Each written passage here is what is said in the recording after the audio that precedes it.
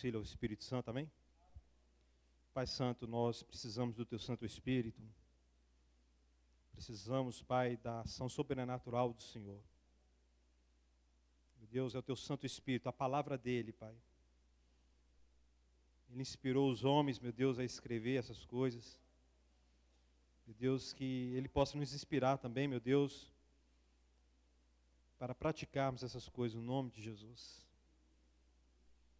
Meu Deus, que Teu Santo Espírito esteja guiando essa palavra. Meu Deus, que esteja preparando os corações para que sejam, meu Deus, terras férteis, no nome de Jesus. Precisamos da ação sobrenatural do Senhor nesta noite. No nome de Jesus. Indo Jesus para os lados de Cesareia de Filipe, perguntou aos seus discípulos: quem diz o povo ser o filho do homem? E eles responderam: uns dizem João Batista, outros Elias, e outros Jeremias, ou algum dos profetas. Mas vós, continuou ele, quem dizeis que eu sou? Respondendo Simão Pedro, disse: tu és o Cristo, o Filho do Deus vivo. Glória a Deus, igreja. Então Jesus lhe afirmou: bem-aventurado és, Simão Bar-Jonas, porque não foi carne e sangue que tu revelaram, mas meu Pai que está nos céus. Amém, igreja? Meus amados, esta vai ser uma palavra evangelística. A motivação, meus amados, para trazer essa palavra é a edificação dos corações, edificação das vidas, para que todos nós estejamos em Cristo Jesus. Amém, igreja? Nós vamos falar sobre salvação nesta noite. Vamos falar do senhorio de Cristo. E o tema dessa mensagem é uma pergunta, né? Quem é Jesus para você?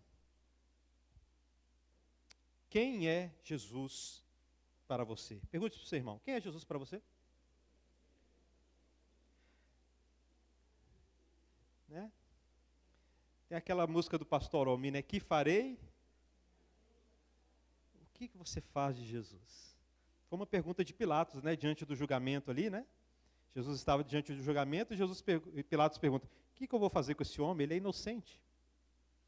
Né? Aí o pastor Almi pegou essa pergunta, né, e transformou em uma música para aplicarmos na nossa vida.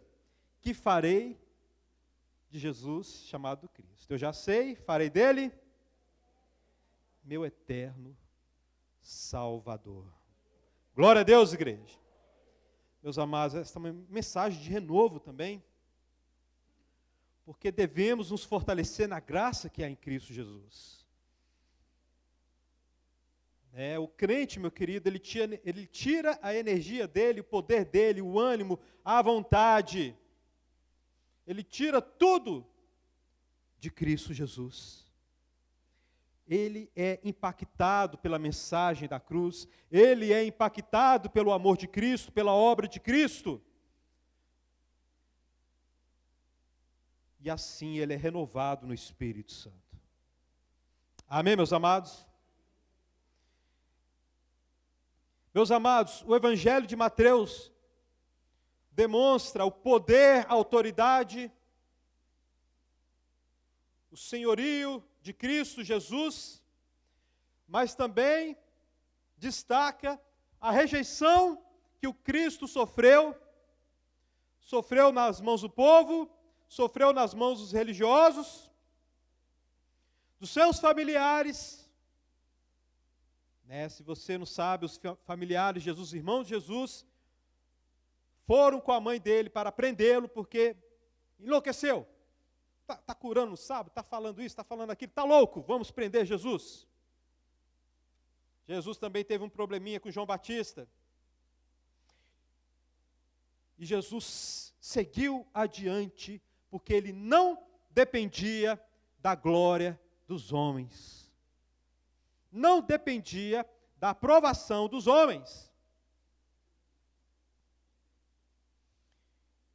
E Mateus nos traz esse registro aqui, né? Registra para nós. No momento do ministério de Jesus, depois de toda essa rejeição, e muitos acolheram Jesus, sim, muitos receberam Jesus, receberam a palavra dele, mas Jesus faz uma pergunta para os seus discípulos. Eu imagino que é uma pergunta retórica, porque Jesus sabia o que se passava no coração das pessoas. Porque o objetivo de Jesus era ver com os discípulos ali, quem são vocês? No que diz respeito aos discípulos tomarem uma postura. Jesus já sabia de todas as coisas, mas faz essa provocação aos seus discípulos, faz essa pergunta, chama o que está no coração dos discípulos para fora. E Jesus pergunta, primeiro, o que o povo está falando sobre o Filho do Homem? O que o povo está falando do Filho do Homem? Quem é o Filho do Homem? Está lá no profeta Daniel. Veja uma figura descendo do céu, Filho do Homem. Ele vai governar, ele vai dominar as nações, o reino dele não tem fim. Então, na pergunta de Jesus, ele já se identifica. Eu sou aquele sobre o qual o profeta Daniel profetizou. O que as pessoas estão falando que o Filho do Homem, que o Messias, que aquele que vai reinar para sempre é. E os discípulos responderam, João Batista, Outros, Elias. E ainda outros, é Jeremias ou qualquer um dos profetas. Menos o Messias.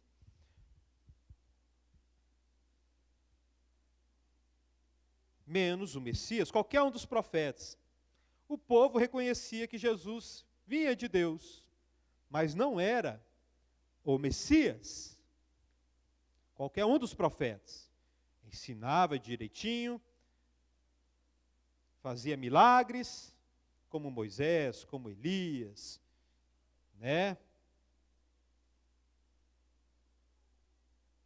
Muitos profetas fizeram. João Batista, alguns pensaram, Jesus é João Batista que voltou dos mortos. Muitos acreditavam, muitos na época de Jesus acreditavam, na doutrina errada da reencarnação. Reencarnação era uma coisa comum no meio do povo lá. Então, Jesus era qualquer um dos profetas, menos o Filho do Homem. Menos o Filho do Homem. E aí Jesus pergunta, e vocês? Perguntou ele. Quem vocês dizem que eu sou? Simão Pedro respondeu, tu és o Messias, tu és o Cristo. Tu és o Filho do Homem. Tu és o Filho do Deus vivo. Glória a Deus, igreja. E aí Jesus vira para Pedro e fala, feliz é você, Simão, filho de Jonas. Porque isto não veio até você, essa revelação não veio até você de forma natural. Você foi agraciado. Isto, você sabe dessas coisas de forma sobrenatural, foi o Pai que te revelou. Meus amados, e nós conhecemos o restante do texto, mas vamos ficar com a pergunta, quem é Jesus para nós? Eu estava vendo uma matéria no jornal, né, estava lendo uma matéria, e a previsão é que, se continuar no ritmo que está, os evangélicos no Brasil serão maioria em 2032. Teremos 39% de protestantes e 38% de católicos. Se as coisas continuarem assim, se o crescimento dos evangélicos continuar dessa forma, em 2032 seremos maioria. E isso não me empolgou nem um pouco. Não fiquei nem um pouquinho empolgado com isso.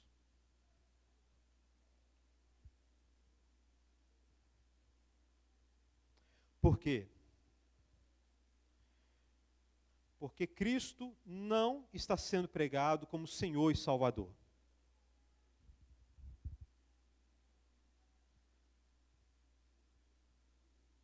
Do jeito que deveria estar sendo pregado.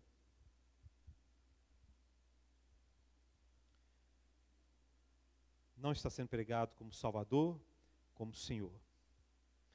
Meus amados, por aí afora, tem todo tipo de animal estranho.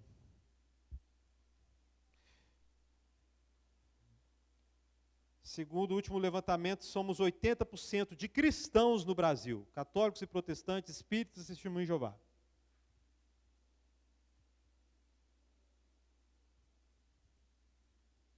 Considerados cristãos pelos institutos de pesquisa aí afora.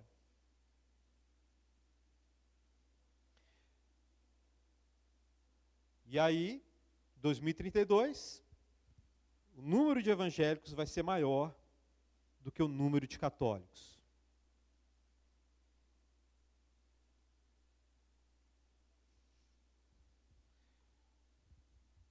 Mas, meus amados, o que vivemos aqui no Brasil é uma coisa que muitos chamam de cristianismo cultural. Faz parte da cultura do brasileiro ser cristão.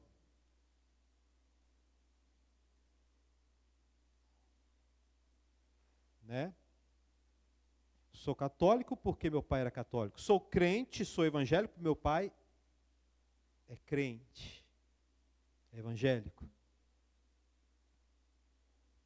Mais uma pergunta fica na minha mente: quem é Jesus para estes 170 milhões de brasileiros? 170 milhões, 80% da população do Brasil. Quem é Jesus? E aí, meus amados, vamos deixar a coisa mais estrita aqui. Quem é Jesus para aqueles que frequentam as reuniões da Igreja Batista Irmão? Quem é Jesus para nós? Meus amados, a declaração de Pedro foi uma ruptura. Na época de Pedro, essa declaração tinha um valor. Falar que Jesus era o Messias, meu querido, exigia coragem, né? Só através do toque do Santo Espírito de Deus, a pessoa saía da cultura vigente, da religião dominante ali na Palestina, né? Dos muitos judaísmos que existiam ali na época de Jesus, partidos saduceus, zelotes, fariseus, essênios, né?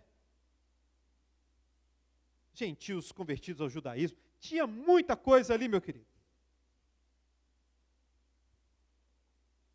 E declarar que Jesus é o Messias, é o Filho de Deus, era assinar a sentença de morte. Mas se você conversar com as pessoas por aí afora, aqui no Brasil,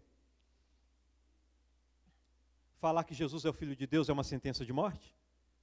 Hã? Não. Nós vivemos um cristianismo cultural.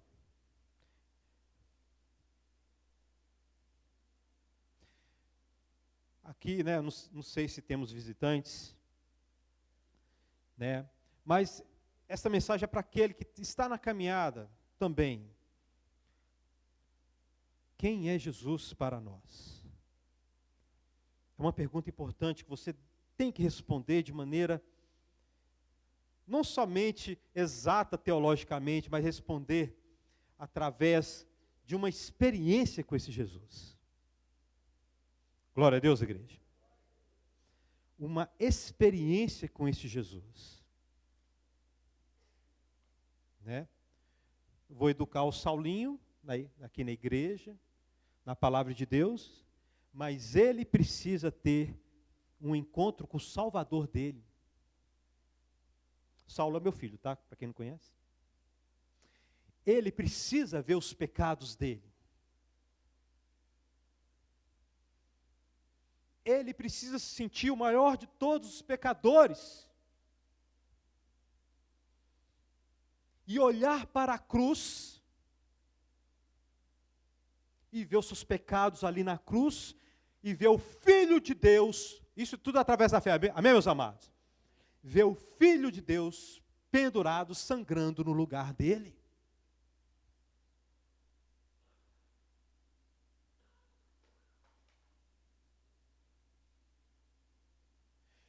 Quem professa o nome de Jesus, quem diz que Jesus é o Filho de Deus,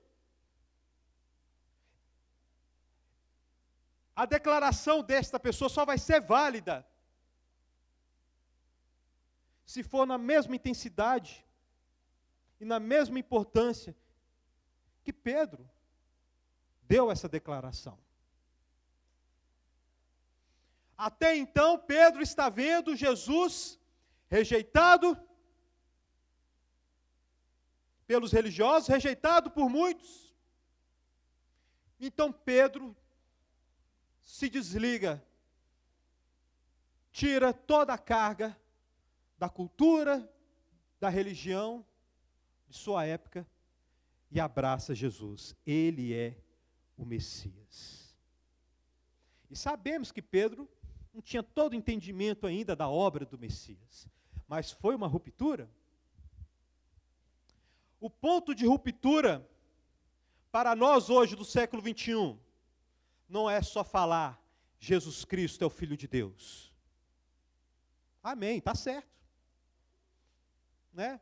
Por exemplo, existem fases, você vai conversar com uma pessoa que é ateu. Né? Existem fases que você tem que passar por ela, fazer a pessoa passar até crer em Cristo. Por exemplo, a pessoa tem que acreditar que existe um Deus. Vamos pegar um ateu, né? Primeiro, olha, existe um Deus. Depois, qual Deus que é o verdadeiro? Qual Deus? O Deus da Bíblia.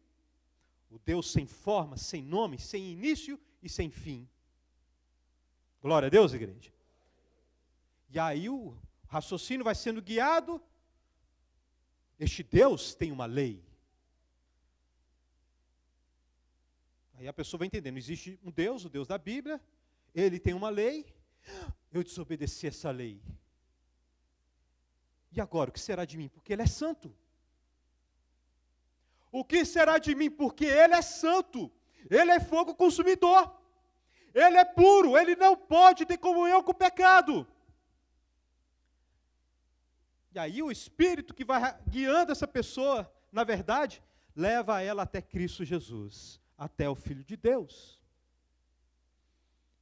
Aí essa pessoa, né, que começou como ateu, começou a crer em Deus, o Deus da Bíblia, este Deus é santo, eu preciso de um Salvador. Quem pode me salvar? O Filho de Deus. E isto mexe com as estruturas, mexe com as emoções, mexe com as convicções, mexe com a vontade, mexe com todo o ser do homem.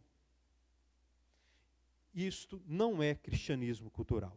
Isto é uma experiência com Jesus Cristo, o Salvador pessoal. Glória a Deus, igreja. Meus amados, não é à toa que Billy Graham sempre batia na tecla, porque ele fazia cruzadas lá nos Estados Unidos também. E os Estados Unidos também existe essa coisa de cristianismo cultural. Tem um pregador muito famoso que se chama Paul Washer, quem conhece?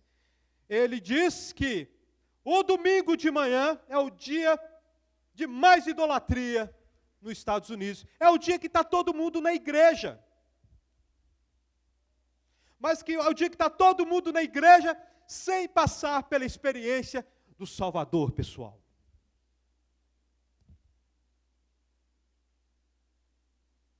É crente porque eu nasci numa igreja, nasci numa família crente. É crente porque todo mundo é crente.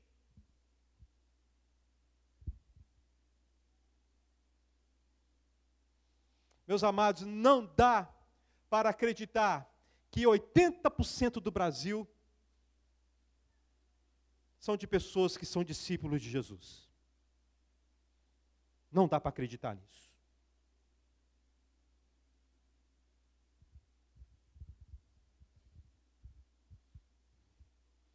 Não dá. E aí a gente tem que fazer uma pergunta. Cada um faz a pergunta para si mesmo. Quem é Jesus para mim? Eu tive um encontro com a cruz de Cristo? Este é o ponto de ruptura. Este é o Evangelho.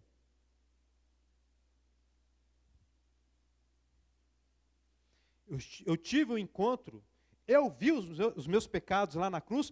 Foi uma experiência profunda na minha vida? Ou foi só, né, uma aceitação intelectual? Eu aceitei isso, tá bom, legal. Jesus Cristo morreu pelos meus pecados. Você vai conversar com as pessoas aí fora, né, se você perguntar, pelo que Jesus Cristo morreu? Muitos vão dar resposta, não sei se é a maioria, mas muitos vão dar resposta, ele morreu para pagar pelos nossos pecados. Muita gente fez catecismo. Quem fez catecismo aqui? Da Igreja Católica. Né? Agora, experiência pessoal com Cristo é outra coisa. Glória a Deus, igreja. Experiência pessoal com Cristo é outra coisa. Cantar estes hinos maravilhosos que nós cantamos aqui e entender de coração e ser impactado por essas letras, né? No altar de adoração, seja sempre exaltado. Jesus, Filho de Deus, deixou a sua glória, morreu em meu lugar. Meus amados, aquele que é discípulo de Jesus, a vida dele é guiada por essa verdade. Ele morreu no meu lugar. Glória a Deus, igreja. E isto vai gerar outra coisa. Outro aspecto da obra e da pessoa de Jesus. Jesus Cristo não é somente o nosso Salvador. Ele é o nosso Senhor. A salvação de Cristo gera obediência a Cristo. Glória a Deus, igreja. A motivação é gratidão, constrangimento, seriedade, um montão de coisa, menos querer se justificar através das obras. Mas gera o senhorio de Cristo nas vidas. E aí você vai fazer uma pesquisa. Por isso que Satanás consegue campo fácil, porque ele distorce o conceito de amor e arrebenta com a mensagem de Cristo, porque o povo não estuda a Bíblia. Você acha que desses 80% de cristãos aí, esses 80% estuda a Bíblia para conhecer este Cristo? Aí chega um e fala, Jesus Cristo é amor. Aí ele acha que amor é isso que o mundo fala por aí afora. E aí distorce a mensagem de Cristo e a pessoa fala com a boca cheia, eu sigo Jesus, eu não sigo igreja não. Né? E aqueles que seguem Jesus prestando atenção no livro, são chamados de fundamentalistas conservadores. Por muitos aí. Meu querido, nesses 80% de cristãos, você vai encontrar, como eu disse antes, né, vários tipos de animais estranhos. Não estou falando que são animais, não, só estou querendo dar um exemplo. Amém, meus amados? Existem aqueles que falam que são cristãos e pregam a salvação pelas obras. Para ir para o céu, eu tenho que ser perfeito, tenho que obedecer, Salvação pelas obras. Existem aqueles, Jesus Cristo me salvou, e eu posso continuar no meu pecado. Jesus Cristo é o Senhor, mas Maria, Maria, pede à mãe que o filho atende. Não, Jesus Cristo, ele foi um iluminado mestre. Né? Ele é um espírito iluminado e a gente tem que fazer o bem para a nossa próxima reencarnação ser boa. E a gente ir crescendo e crescendo em cada reencarnação. Jesus Cristo, sim, ele é o rei. Ele é o rei, ele é o Senhor. Mas ele não é Deus, não.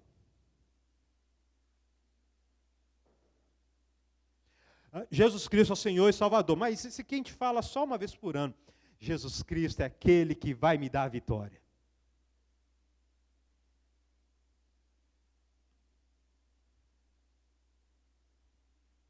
É aquele que vai resolver os meus problemas.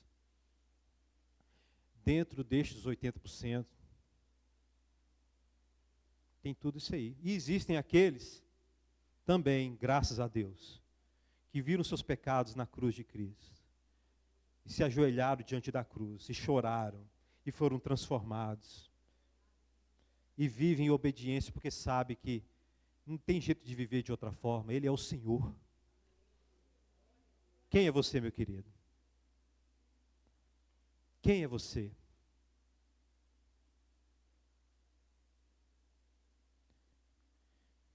Qual foi a sua experiência? Qual tem sido? E outra, meu querido, isto não acontece uma vez na vida não, tá? Uma vez que eu reconheci meus pecados, não, meu querido, o cristão caminha nisso. O cristão, ele é fortalecido dia a dia. Sabe? Eu cresci na igreja, meu querido, eu cresci na igreja. Pastor Almir falava isso sempre. Mas eu custei entender. Custou ir lá no coração e virar a chave. Né? Eu digo que eu me identifico muito com a experiência de John Wesley, de Martim Lutero, né? Queria seguir Jesus, mas sem usufruir da graça de Jesus. Né? E tentava obedecer e tal. Eu quero saber a vontade de Deus, eu quero obedecer, quero ser um cristão perfeito, tal. Só gerava fracasso e frustração. E tinha hora que eu chutava o balde. Eu sou do diabo mesmo. Chutava o balde e mergulhava no pecado. Mas graças a Deus que Cristo foi lá e me resgatou. Eu vi os meus pecados lá na cruz e isso transformou minha vida. E dia a dia eu vejo meus pecados lá na cruz. E dia a dia a graça de Cristo é renovada na minha vida. E dia após dia o senhorio de Cristo é renovado na minha vida. Aí eu leio a palavra de Deus e vejo, eu tive uma experiência real com Cristo. Porque essa experiência que me leva a ajoelhar diante de Cristo como Salvador e Senhor, existe na minha vida e existe na vida de todo cristão que segue, que realmente é discípulo. Há uma diferença de estar condicionado, de participar de um movimento, de estar no meio de um povo. Há uma grande diferença entre essas coisas e ser um discípulo. E Jesus Cristo mandou, ide por todo mundo, quem faz o quê? Fazendo o quê? Discípulos. Pessoas que caminham pela fé, que colocam a sua justificação, a sua entrada no céu, a sua entrada na glória, a sua vida eterna, somente na cruz de Cristo. Meu querido irmão, a minha justiça não paga um centavo da minha salvação.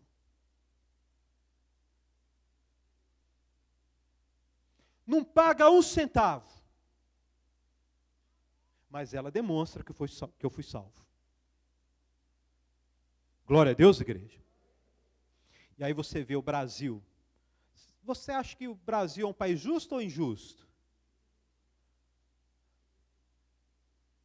80% se diz cristão.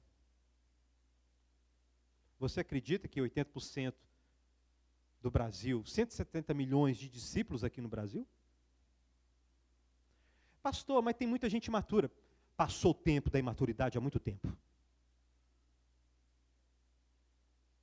Você vai conversar com qualquer pessoa, e meu querido, no mínimo 5 anos, tirando os jovens, né? No mínimo de 5 anos conhecedores das verdades de Cristo. A maioria das pessoas já foram numa igreja, já ouviram o evangelho, se bobear até participaram de ministério. Mas cada um tem o seu Jesus pessoal. E a Bíblia nos chama para termos o Jesus da Bíblia. Glória a Deus, igreja. Cada um saiu do catolicismo e veio para o evangelho, veio para a igreja protestante, mas fez uma imagem de Jesus, a sua imagem e semelhança, a própria imagem e semelhança da pessoa, e não do que está escrito na palavra. Meus amados, um cristão sério é um cristão que investiga e vai na Bíblia e cava e quer saber quem é o Salvador dele. Para que o seu próprio coração não fabrique, não molde uma própria imagem do Cristo. Muitos deixam uma idolatria para entrar em outra. E a Bíblia nos chama para termos uma experiência pessoal com o Salvador e Senhor Jesus Cristo. Glória a Deus, igreja.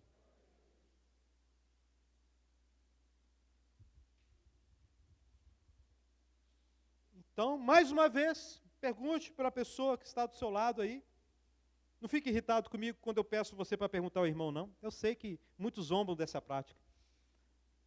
Mas pergunte, quem é Jesus para você?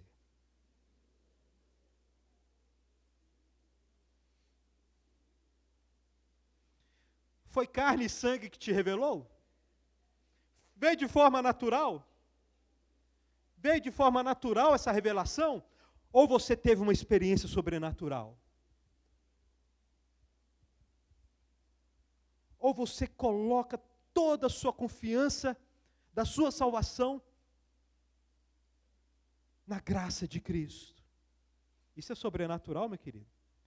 Se quer pegar um ponto que separa o cristianismo das outras religiões, toda religião, meu querido, tem moralidade. Tem moralidade. E se bobear, igual da Bíblia.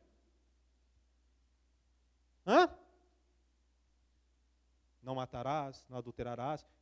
Você, meu querido, né? Esse dia eu estava vendo um herege, um pastor que se tornou um herege, né? Ele tem a moralidade. Se alguém fizer isso, ele fica nervoso. E a razão dele ficar nervoso está na Bíblia.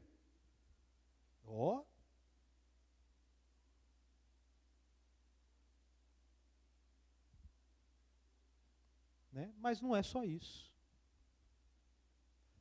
Né? O nosso caminho, a nossa religião, a verdadeira religião, não é só de moralidade. Glória a Deus, igreja. Não é só de moralidade. Né? Você vai ver pessoas que se dizem cristãs, né, nas passeadas contra o aborto, eu sou contra o aborto. Mas não é cristão de verdade. Eu sou contra isso, sou contra adultério, aborto, sou contra, né, as relações homossexuais. Isso não quer dizer nada. O ponto que separa um cristão de um incrédulo não é a moralidade, é a confiança no sangue derramado que lava as nossas vestes de todo o pecado. Glória a Deus, igreja. Mas pastor, tem aqueles que banalizam a graça. Por isso, foi uma falsa conversão. Existem aqueles que realmente falam, é o sangue de Jesus que nos limpa de todo pecado. Você vê que a pessoa está nem aí para o pecado. Né? Outro animal estranho. Uma falsa conversão. Isso já existia na época dos apóstolos. Leia a carta de Judas. Leia a carta de João, 1 João. Leia a carta de 2 Pedro. Leia a carta de 1 aos Coríntios. Desde que a igreja nasceu, existiu aqueles que confiavam na graça, mas isso não resultava em obras.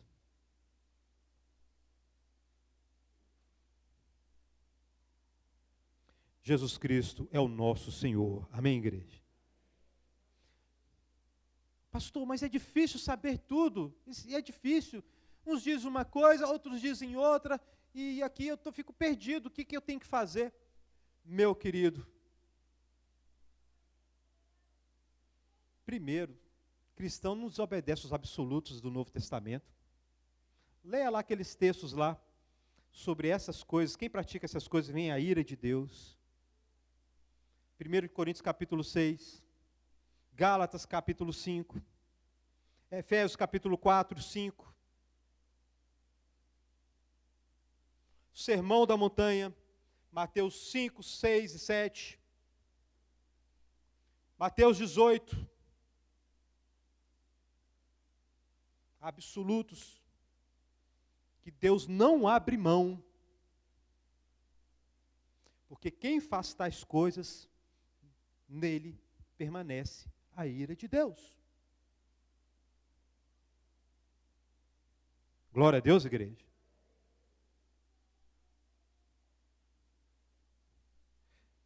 E outra coisa que é importante, aquele que teve um real encontro com Cristo sempre vai ter a disposição de obedecer.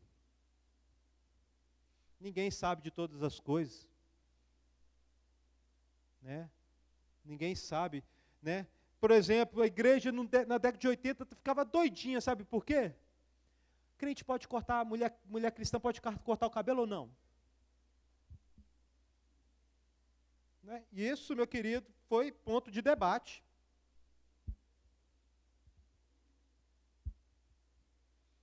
Né? E você deve estar pensando em algo parecido aí agora, ou algum outro ponto. Mas no coração daquele que Jesus Cristo é o Senhor, sempre você encontra uma coisa: a inclinação e a disposição de obedecer, custe o que custar. Glória a Deus, igreja. Jesus Cristo é o nosso Senhor, igreja. É Ele que manda nas nossas vidas. A graça, a salvação pela graça nos impactou de tal forma que não resta outro caminho a não ser a obediência. Não resta outro caminho a não ser odiar o pecado. Não resta outro caminho a não ser dizer: Maranata! Vem, Senhor Jesus. Acaba com essa bagunça. O cristão, meu querido, ele é constrangido até mesmo pelas tentações dele. E a gente que é pastor tem que ter que trabalhar. Meu irmão, calma, tentação ainda não é pecado. Mas que bom que você está constrangido, né? Vigia, meu irmão. Descanse na graça de Cristo. A gente tem que, né? Senão a pessoa entra em desespero, né? Tentação é tentação, mas o dia que Jesus Cristo voltar, meu querido, até a tentação vai deixar de existir. Glória a Deus, igreja. E o cristão anseia por esse dia. O cristão olha para o pecado e fala: não quero mais, eu odeio. Eu odeio esta inclinação que está dentro de mim. E Paulo fala disso em Romanos capítulo 7. Né? Obediente à lei de Deus, mas o 10º mandamento quebrou Paulo. O 10º mandamento proíbe os desejos errados. Acabou para todo mundo. Jesus Cristo pegou todo mundo. Eu nunca adulterei não, Jesus. Desejar uma mulher que não é sua é adultério. Acabou para todo mundo. Ninguém pode chegar com confiança diante de Deus e falar o seguinte: me paga porque eu mereço. Eu trabalhei e mereço receber. Não. Nem Davi, nem Abraão, como diz Paulo, os 2 maiores heróis dos judeus foram salvos pelas obras, mas foram salvos pela graça. Glória a Deus, igreja. Meu querido irmão, quem é Jesus para você? Meu querido, quando recebemos Jesus, recebemos também poder, o Espírito Santo. E Ele faz um reboliço nas nossas vidas. E Ele muda as nossas prioridades. E Ele deixa bem claro, se Ele não é o primeiro, se Ele não é o primeiro no seu coração, Ele não é nada.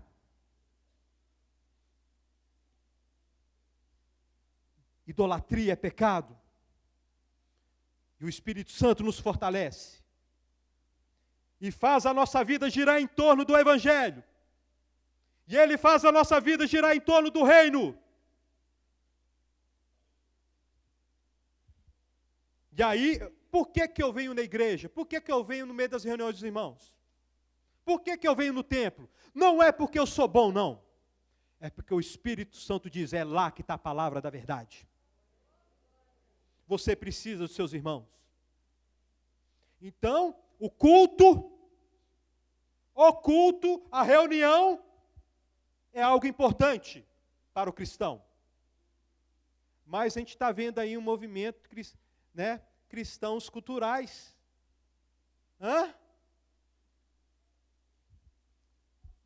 Cada um seguindo seu próprio nariz, cada um fazendo a coisa conforme que quer. E desprezando as disciplinas que Deus deixou para que Jesus Cristo seja o Senhor.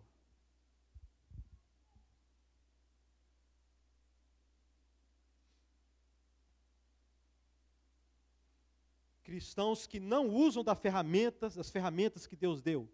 A comunidade, a oração, a leitura da palavra.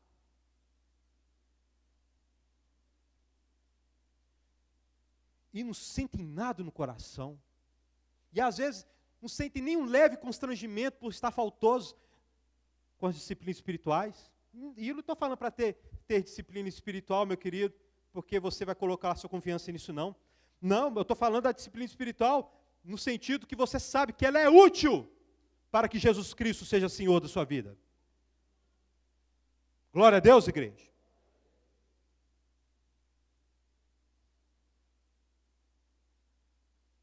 O cristão que foi impactado pela graça busca a presença de Deus.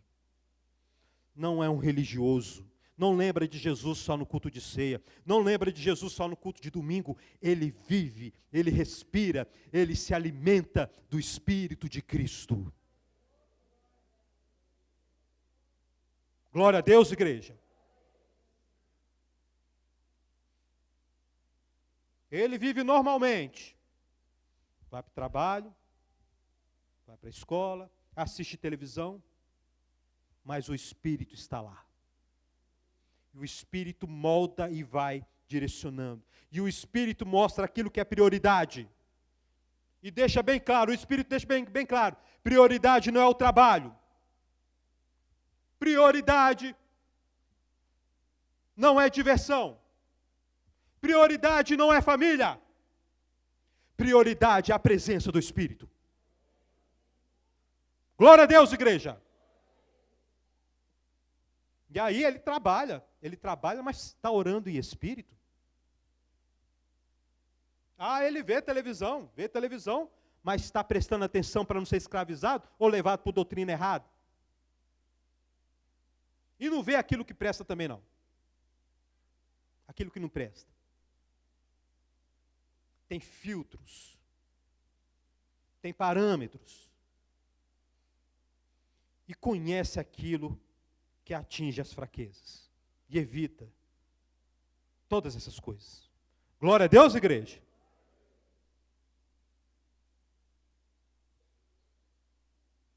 Ele vai na palavra, mesmo que seja um livro difícil, e é difícil mesmo, um livro que foi escrito mais de 2000 anos atrás, né?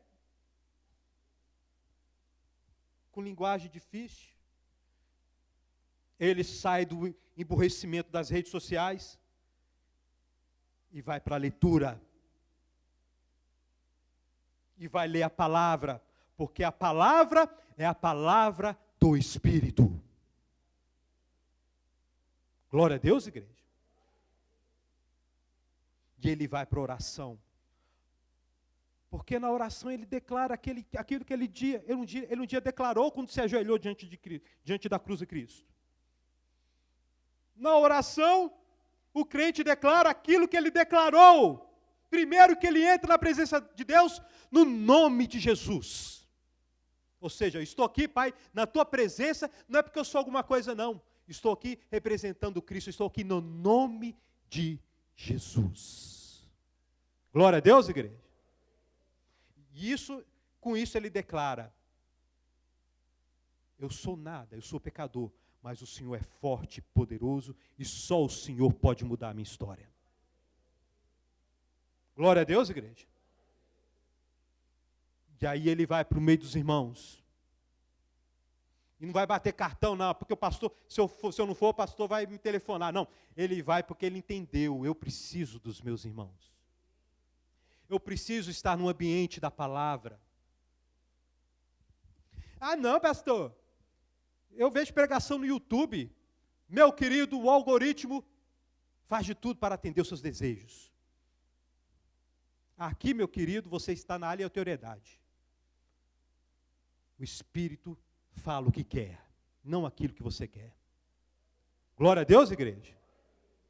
A gente pega uma carta para expor, meu querido, a gente vai tocar em todos os assuntos, sem medo de falar. Aqui vai estar aquele pregador que você não gosta, e você vai ter que aprender a ser maduro. Cristianismo cultural é o cristianismo que me agrada, que eu adapto segundo as minhas vontades. O caminho do discípulo é o caminho da renúncia e do amor sacrificial. Glória a Deus, igreja. Vou mudar a pergunta. Você está no cristianismo cultural ou você é discípulo? É um estilo de vida, meu querido irmão. É um estilo de vida. Naquele dia, muitos dirão, Senhor, Senhor. Mas muitos ouvirão, apartai-vos, porque vocês praticaram o quê? A iniquidade. Eu não sou o salvador de vocês, não. Olha as obras. Não conheço vocês, não. Não lavei as suas vestes, não. Você não recebeu a minha graça. Cadê as obras correspondentes dignas da graça? Apartai-vos de mim para o fogo eterno. Meu querido, fico imaginando tanto de crente que vai ouvir isso. Tanto de crente que vai ouvir isso.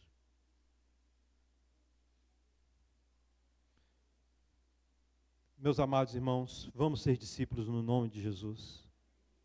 Glória a Deus, igreja. O caminho de Cristo é um caminho vivo. Sabe, não é religiosidade, meu querido, é um caminho vivo. Todo dia eu vejo a cruz de Cristo. Glória a Deus. Glória a Deus pela cruz de Cristo. Todo dia eu vejo o meu Salvador. Todo dia eu tenho que ver o meu Senhor. É uma experiência, é um relacionamento com o Senhor e Salvador Jesus Cristo. Meu querido, falar que Jesus Cristo é o Messias não significa nada hoje. Colocar na porta do templo Jesus Cristo, sei lá o quê, não significa nada hoje. Não significa, não é um ponto de ruptura. Não tem que ter coragem. Mas viver confiando na graça de Jesus exige coragem. Exige, meu querido, você romper com toda a religiosidade, você viver o caminho. Viver o caminho de Cristo. O caminho no qual Ele toma o nosso fardo, Ele paga a nossa dívida. Glória a Deus, igreja. E isto gera gratidão, gera amor, gera vontade, gera toda sorte de bênção na vida do cristão. E aí ele obedece. E aí ele gera obras. Aí ele é um discípulo, ele imita Cristo Jesus. Então quem é Jesus para mim? Quem deve ser Jesus para mim? Ele deve ser o meu Senhor e Salvador. Glória a Deus, igreja. Que o Senhor Jesus te abençoe, no nome de Jesus. Né? Mas se de repente você é ateu, você não faz parte, né? Dessa turma de cristianismo, do cristianismo cultural, entenda, só existe um Deus. Deus existe. Só existe um. E Ele é santo, e Ele tem um Filho que pagou pelos nossos pecados. Glória a Deus, igreja.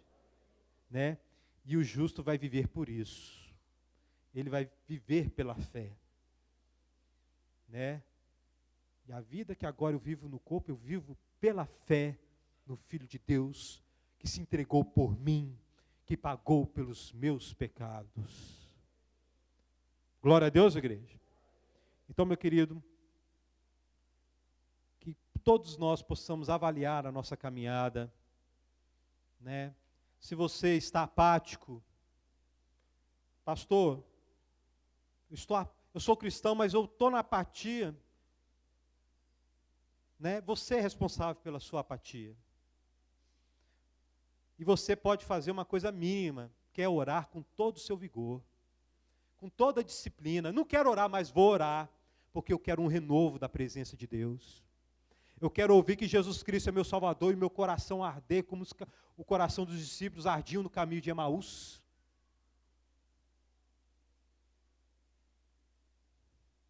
Glória a Deus, igreja. Eu quero que minha vontade, meus sentimentos, tudo aquilo que é inerente ao ser humano, esteja condicionado à cruz de Cristo. Eu quero chorar diante dessa cruz, eu quero me alegrar diante dessa cruz. Eu quero gratidão, eu quero amor, porque Ele me amou. Não fique na apatia, não fique na religiosidade, não faça parte da grande maioria. Entre pela porta estreita. Glória a Deus, igreja. Entra pelo caminho da graça, se fortalecer na simplicidade do Evangelho. O Evangelho é simples, meu querido. O Evangelho é simples. Deus é o santo Criador. Ele criou o homem. O homem caiu no pecado. O homem é pecador por natureza e não pode se salvar. Para resolver este problema, Deus enviou o seu próprio Filho para que todo aquele que nele crê não pereça, mas tenha a vida eterna.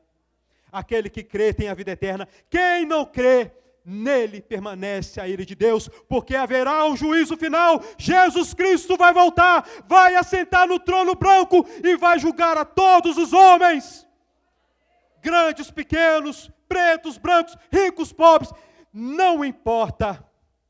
Aqueles que lavaram as suas vestes no sangue do Cordeiro têm a vida eterna. Glória a Deus, igreja.